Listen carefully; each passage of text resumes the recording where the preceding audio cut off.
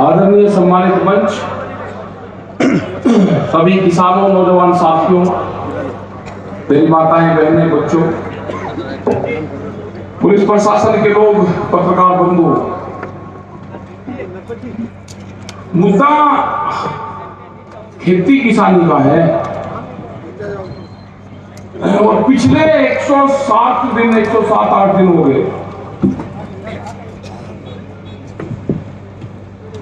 2 आदमी सरकार के जरूर मिले आज यहां पे। तो अगर कोई सरकारी आदमी आज भी सरकार के पक्ष में बात कर रहा है तो उसी का नतीजा है ये। इसका मतलब सरकार की पैठ अभी गांव में है, अभी है गांव में पैठ उसकी लोग है। बाकी देख लिया, आज देख लिया, वे क्वेश्चन कर रहे थे, कहने लगे हमारी जमीन कैसे जाएगी, मकान जमीन ऐसे जाएगी कि आप तो इस जमीन को दे जाएगी जमीन, वे आपको कीमतें देंगे, वे ठेके पर आपकी जमीन भी देंगे। अगर यहाँ पे 40,000 रुपये एकड़ का रेट होगा तो वे 60,000 रुपये आपको देंगे।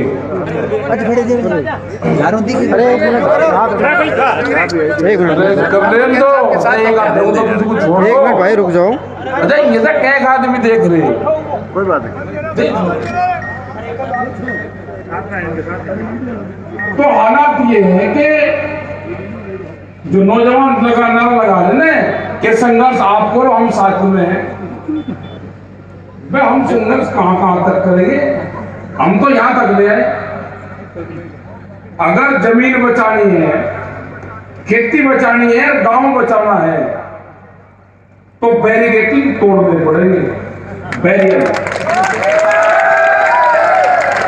मैंने राजस्थान से पिछले 20 साल से देख रहा हूं कि मैं बैरिकेडिंग तोड़ता ही नहीं। आज से करीब 15 साल पहले, 15-18 साल पहले जयपुर में बाजरे का रेट 300-350 रुपया था और मार्केट में 200-250 रुपये बिक रहा था। तो आपकी विधानसभा पे जो सर्किल स्टेचू है, विधानसभा पे ताले लगाए, 3 आदमी तो मुझे 5 दिन में मिले और 15 आदमी को धोखे से लेकर गया था भगा के। उनको बता देता, युद्धवीर सिंह कहने लगे अगर ये बता दे कि जेल जाना पड़ेगा ये भी भाग जाएंगे, इनको भगा कर ले जा, तो मैं उनको भगा कर ले गया। ये तो पता था कि पकड़ा जाऊंगा, जेल जाना पड़ेगा, लेकिन इन्हें नहीं बताना। उनको लेकर गया, उनसे प्रदर्शन करवाया, बहुत खुश हुए कि फोटो कैसे। उन्हें ये नहीं पता था कि 3 मिनट बाद में पुलिस आएगी और सर को गिरफ्तार करेगी। सर को करने में आए थे टिकट मारने, वे कहने लगे हमारा इलाज होगा। मकान वही इलाज कैसे होगा, कल बार में फोटो होगा। तो भाई बैरिकेडिंग आपको तोड़ने पड़ेंगे, बैरियर। प्रधानमंत्री ने कह दिया कि अपनी फसल को कहीं भी बेच लो, मंडी से बाहर बेच लो। हमने तो तय कर लिया कि पार्लियामेंट में बेचेंगे। भाई हमें ये तो नहीं बता के पार्लियामेंट में नहीं बेचना, हमने कहा कि पार्लियामेंट में बेचेंगे और पार्लियामेंट के अंदर ही व्यापारी बैठे, उन्हें फसलों का रेट तय करा हमारा, और मंडी से बाहर बेचेंगे। वहां ना मंडी है और कहीं का मतलब है कहीं भी बेच लो, ओपन है। हमने वहां की सरकार को कहा कि दिमाग अपने ठीक कर लियो। 2002 में उसी पार्लियामेंट के ऊपर ताले लगाए थे, वहीं जलवाया था आपका बाजरा, धान, सारी फसलें जलवाई थी 2002 में मई में, जब पार्लियामेंट वापस चली हुई थी। अटल बिहारी वाजपेयी प्रधानमंत्री थे, उसके गेट के बाहर ही जलवाया था। 45 मिनट लोग को तो पुलिस भी नहीं ठा पाई थी, उनसे संकल्प से बांधने था। हमने अपने आप को पैर संकल्प से बांधे हुई उसके जो गेट है वहां। आप वन तक भी आओ तो डीएम के यहां पर ले जाना, सरकार एक ही बात है बराबर। अब लोगों में इसकी खरीद करो, शाहजहांपुर बॉर्डर ले आना।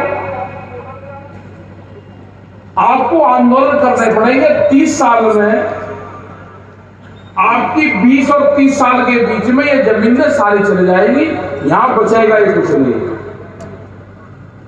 वे आपके क्षेत्र के लोग लगते हैं जो बागड़िया है ना, वे नहीं रहेंगे, हमें 50 साल हो गए और 100 साल हो गए यही है, वे तो किसी दूसरे कारण से गए थे। आप अपने आप को दिव्यांग हो जाओगे। और ये यदि पूरे देश के किसान का हाल होगा, ये देश में सरकारें थोड़ा है, ये तो लुटेरे आगे देश में, और लुटेरों का क्या इलाज करना आपको, तो भाई आप बहुत बढ़िया तरीके से जाने। सबसे बढ़िया जो गांव में होती है, जो कहावत होती है गांव में, जहां हर आदमी को होता है, उससे सबसे बढ़िया जो चीज है किसी भी माता के लिए, किसी भी आदमी के लिए, भाई उसके लड़का पैदा हो जाए, लड़का हो जाए, उसको तो प्यारी चीज कुछ होती है नहीं, पुत्र से तो क्या होती है, हाथ खाओ। लड़का सबसे प्यारी चीज होती है, हाथ दिखा रहे, हाथ खाओ ना भाई, लड़के से प्यारी चीज थोड़ा कोई हो नहीं। लड़की जब हो जाए तो बहुत बड़ा मजा, किसी के लड़के का हो तो मजा। एक आदमी वो मुझे बता दो जिसने अपने लड़के के नाम जमीन करी हो, जितने जी जमीन करी किसी ने नाम नहीं, कोई हो गड़ पड़ोस में गई तो लड़के से भी ज्यादा प्यारी तो जमीन है। मरते दम तक करता ही नहीं, आगे सांस लोग पूरी करेगा, नु कहूंगा या जमीन में तो राट ली, जो मेरा लड़का है, अगर इसके नाम जमीन हो जाएगी बेच देगा। अब उसी जमीन को कंपनी वाले छीन लेंगे आपसे। इस तरह के एग्रीमेंट करेंगे कि जमीन बचती नहीं। किसान क्रेडिट कार्ड बनता है, उस पर 300% तक ब्याज देते हैं हम। एक दिन हमको 1 लाख रुपए अगर जमा करना है एक रात के लिए, तो बैंक मैनेजर और बैंक के बाहर दलाल रहता है, उसको कहते हैं भाई 10,000 रुपया ले ले और हमारा रिन्यूअल करवा दे इसको। दूसरी सुविधा कर दी उन्होंने। अब वे कहते हैं कि 1 लाख का कर्जा है, अब तो इसमें 10% और बढ़ जाएगा, इसमें 20% और बढ़ जाएगा, तो 1 लाख का 1.5 कर देता है वो। क्योंकि 1.5 करने में बैंक मैनेजर को भी सुविधा, 10,000 अपने ले लिए, कुछ उसका ब्याज ले लिया, कुछ उसका और काट लिया, फसल बीमा का काट लिया, तो 30,000 रुपये वो काट लिया। 30,000 रुपये किसान को मिल गया, किसान खुश हो गया, 30 और मिल गया, कर जाएगा फिर सरकार किसी के आओगे फिर माफ हो जाएगा। 1 साल में 1.5 हो गया, अगले साल 2 हो गया, और बढ़ता बढ़ता तो पता चलता ही नहीं, ये जमीन ले जाएगी। सरकार ने कहा कि 10 लाख करोड़ रुपए का कर्जा और बांटेंगे, फसलों के रेट नहीं आपको देंगे, आपको कर्जा देंगे। और धीरे धीरे ये जमीन ने एक स्कीम आने वाले टाइम पे कि भाई या तो स्कीम खत्म होगी केसीसी वाली, आप या तो हमारे पैसे दे दो या सर्किट रेट के हिसाब से जमीन दे दो या बेचने दे दो जमीन, तो बैंक आपकी जमीन ले लेंगे और आपको थोड़े से दिन में लपेट देंगे सारे में। तो ये आंदोलन आपको करने पड़ेंगे। 2021 में आंदोलन कर लोगे तो ये जमीनें बच जाएगी, 20-30-50 साल बच जाएगी। आंदोलन नहीं करोगे तो 20 साल में सब जमीनें चल जाएंगी। एक क्लोज था इसमें, पहले जमींदारों के पास में जमीनें थी या जो व्यापारी थे बड़े उनके पास में जमींदार थे, वे शहरों में रहते थे, जमीन किसानों के हल के नीचे थी। 11-12-15 साल हो गए, कहने लगे भाई तो इसे ही जोत रहा यही और इसी की हो जाएगी। अब वो कानून हट गया। अब आप जमीन देख रहे होंगे कि सड़क की सारी जमीन आपके पास में रही नहीं, वो सब जमीनें बड़े व्यापारियों ने खरीद ली। पूरी सड़कों की जमीन खरीद ली, चार दीवारी उसकी कर दी। अब जमीन जिसके हल चलता है उसकी जमीन नहीं, जमीन अब उसकी है जिसके नाम उसके कागज है। वो 1 करोड़ था, वो हटा दिया इसमें। जितनी महंगी जमीन होगी किसान से उतनी जल्दी जाएगी। महंगी जमीन को व्यापारी खरीदेगा, सस्ती जमीन को किसान खरीदेगा। आप बहुत खुश हो रहे हैं, जमीन बहुत महंगी होगी। एक बार जमीन चल जाओ तो आप खरीद नहीं सकते उसको। अपने नौजवानों को बताओ, जितने भी नौजवान बैठे इनके ट्राई कर लेना सब। नौजवानों की संख्या कम है। अगर इनको गोबर उठाते हाथ से बदबू आती होगी तो जमीन बेचेंगे ये। इनका निगाह करना कि हाथ से गोबर उठाए मिलेगा, नहीं उठाते। ये अपने खेत में जब जुताई उसकी होती है, ये नंगे पैर भी घूम रहे, उसमें भी जूते लेकर घूम रहे। इनको मिट्टी से टच करने में शरीर पर मिट्टी लग जाए तो उसका साबुन से धोने होते हैं। ये कोर्स लगाने वाले टाइम पे अपने खेत की मिट्टी को अपने शरीर पे जरूर लगाओ। उससे लगाव होगा, उससे टच होगा। जो बॉडी का है, बॉडी का टच अपने खेत की मिट्टी से जरूर करवाओ। ये जमीन नहीं बचेगी, रोजगार तो रहे नहीं अब। और पॉलिटिकल पार्टी से कुछ होने का नहीं, ये भी ध्यान से सुनना। हालांकि होगी विपक्ष है कमजोर, वो भी अगर पंचायत कर रहा तो किसान पंचायत का नाम ले रहा, क्योंकि कुछ न कुछ कर्म कांड कर रहा है। सरकार तुरंत फंसा लेगी, उन्हें परमिशन नहीं देगी। तो भैया आंदोलन ही देश के किसान को, मजदूर को, कर्मचारियों को, इनको सबको बचाएगा, यही बचाएगा। रेलवे वाले आ रहे अगले 2022 में 4.5 लाख कर्मचारी रेलवे के हट जाएंगे। ये रेल इसलिए तो नहीं चल रही, निजीकरण में देखो क्या भूख लग रहे बनने, सब महंगी हो जाएगी। पहले फ्री बाहर चले जाकर देश में, वो भी खत्म होगा। वॉलमार्ट जैसी कंपनी आ रही, एक देश के माल को गोदामों से उठा के और दूसरे देश में पटक देगी, उसमें भी शॉर्टेज होगी, दूसरे देश में इतना फेंक देंगे कि उसको वैसे डंप कर देगी। 10,000 के आसपास पानी के जहाज है उसमें अकेले कंपनी में। और उसका टारगेट है साप्ताहिक बाजार जो लगते हैं उसमें 4.5 करोड़ लोग हैं जो साप्ताहिक बाजार से अपना गुजारा करते हैं, वो खत्म होंगे। छोटे दुकानदार खत्म होंगे। जो गांव में नुक्कड़ पर दुकान करता है, वो 50 परिवार को उधार सामान देता है, वो खत्म होंगे। ये सब निमट जाएगा केस। तो वही लड़ाई तो लड़नी पड़ेगी, एक पीढ़ी को लड़ाई लड़नी पड़ेगी। देश आजादी की लड़ाई में 90 वर्ष चला, उतना तो अत्याचार है नहीं, उतना नहीं अत्याचार। ये देखो कि उस टाइम पे भी हमारे बुजुर्गों ने लड़ाइयां लड़ी, जब ये था कि पकड़े जाओगे तो फांसी गांव के पेड़ पे ही मिलेगी, उस टाइम पे भी लड़ाइयां लड़ी। आज तो संघर्ष करते हो तो मीडिया पे, इस पे सोशल मीडिया है, हर आदमी के हाथ में दे रखा है कि कोई अत्याचार कर रहा तो तुरंत दिखा दे। और आज भी अगर पंखे के कूलर की हवा में सोओगे, क्योंकि हालत तो खराब होगी। पंखे लग गए, कूलर लग गए, किसी ने नौकरी पैसे पे जा रहा तो इस लगवा दिया गाँव में भी, आंदोलन कहां से करोगे? ये लड़ाइयां लड़नी पड़ेगी आपको। अपनी जमीन, अपनी फसल बचाने की लड़ाई, जो कर्मचारी है उनकी पेंशन बचाने की लड़ाई, बड़ी लड़ाई होगी। एमपी साहब भी यहां में बैठे,